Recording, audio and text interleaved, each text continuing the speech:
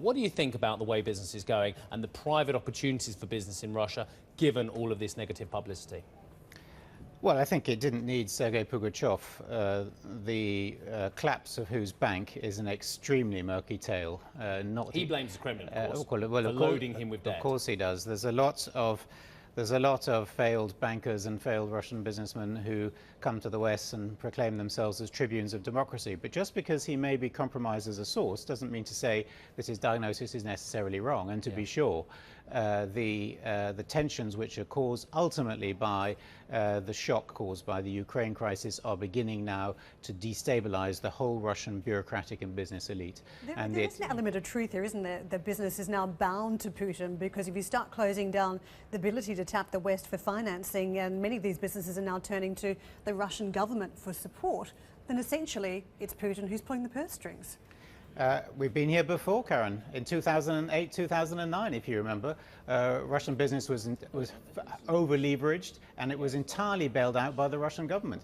Everyone then said, oh, surely Putin will now expropriate these oligarchs. What happened is that he bailed them all out from the national balance sheet, and they all kept their property.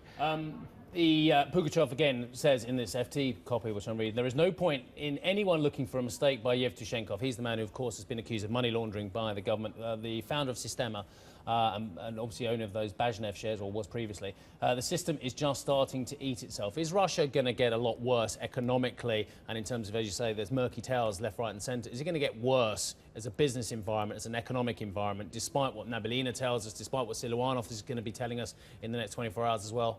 Are things getting worse before they get better? I think that's fair. Certainly headline economic indicators are going to get worse. The economy will almost certainly be in recession by the first quarter of next year.